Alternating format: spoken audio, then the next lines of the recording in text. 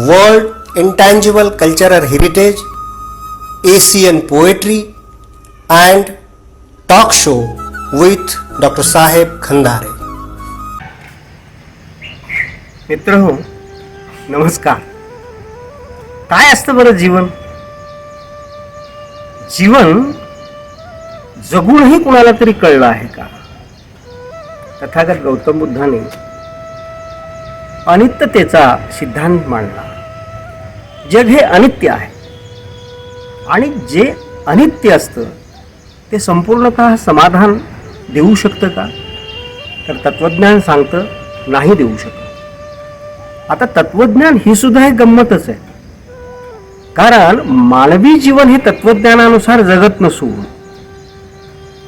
जीवनाच्या प्रवाहातून तत्वज्ञानाचा जन्म होतो. कारण जीवनाचा प्रवाह ज्या सांस्कृतिक वाटेने प्रवाहात असतो, ज्या सांस्कृतिक धारेत प्रवाहात असतो, तिथे जगण्याची, संपूर्ण जीवनाच्या तगमगीची, विवशतेची, सुखाची, समाधानाची, आनंदाची, सगळ्या विकारांची एक गती निर्माण झालेली असते. आणि जेव्हा आपण जीवनाच्या गतीचा विचार करतो तेव्हा ही गती पूर्णतः अगतिकच झालेली असते. आणि जेव्हा अगतिकता मनाच्या आतल्या खोलीत, आतल्या कप्प्यात साचून राहते तेव्हा माणूस अस्वस्थ होतो. आणि अस्वस्थता ही कवितेला जन्म देत असते. मी अनेकदा असं म्हणतो की भारतीय भाषांमधील कवितेला समीक्षा लाभलेली नाही.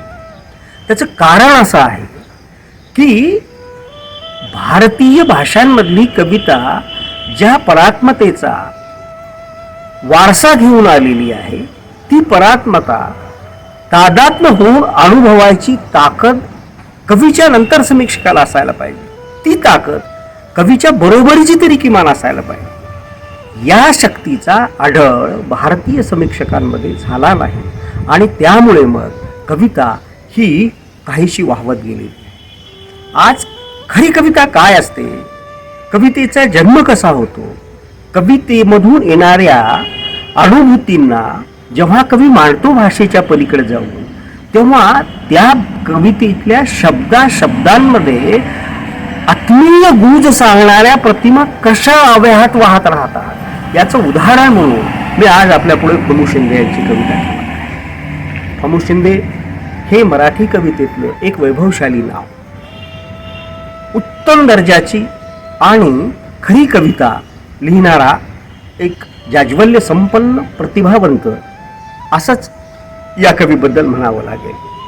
मित्र हो, कवितेच्या व्यावहारिकतेमध्ये असणारी सगळी पदं उपभोगून झालेला हा महाकवी म्हणजे साहित्य संमेलनाची, अखिल भारतीय साहित्य संमेलनाच्या अध्यक्षपदावरून सुद्धा त्यांनी आपली भूमिका बजावली. 20-25 पुस्तकं, सगळ्या पुस्तकांची जंत्री इथे मी देत नाही. फक्त एक छोटीशी कविता, आणि तीही फार अलीकडच्या काळात त्यांनी लिहिलेली, आपल्या पुढे ठेवणार आहे.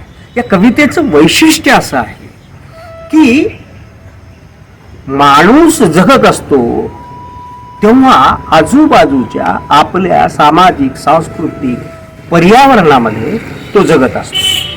हे पर्यावरण आणि कवीचं मन यामध्ये झालेली जी घालमेल आहे, त्या घालमेलीचं हे उत्तम उदाहरण आहे. तर ऐकूयात फमू शिंदे यांची कविता. कवितेचं शीर्षक आहे उदास वाटते. उदास वाटते. काही वाचतो, काही लिहितो, तेव्हाही उदास वाटते. काही वाचतो, काही लिहितो, तेव्हाही उदास वाटते. डोळे बाहेर मिटून बघतो, तेव्हाही उदास वाटते. काही वाचतो, काही लिहितो, तेव्हाही उदास वाटते. डोळे बाहेर मिटून बघतो, तेव्हाही उदास वाटते. किती वाटांचे, किती दिशांचे खुणावणे थांबले नाही. किती वाटांचे, किती दिशांचे खुणावणे थांबले नाही. मी माझ्याच मार्गाने निघतो, तेव्हाही उदास वाटते.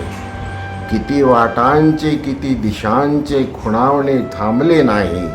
मी माझ्याच मार्गाने निघतो तेव्हाही उदास वाटते. जिणे काय आणि आयुष्य काय, जिणे काय आणि आयुष्य काय सारखेच कैदखाने. जिणे काय आणि आयुष्य काय सारखेच कैदखाने. जन्म ठेपेतून जसा सुटतो तेव्हाही उदास वाटते. जन्म ठेपेतून जसा सुटतो तेव्हाही उदास वाटते. आणि शेवटी पहा, ही जगरहाटी, ही जगरहाटी आहे तशीच कोणासही पुरून उरते.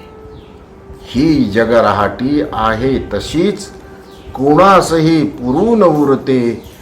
जगण्याच्या कलाने मी जगतो तरीही उदास वाटते.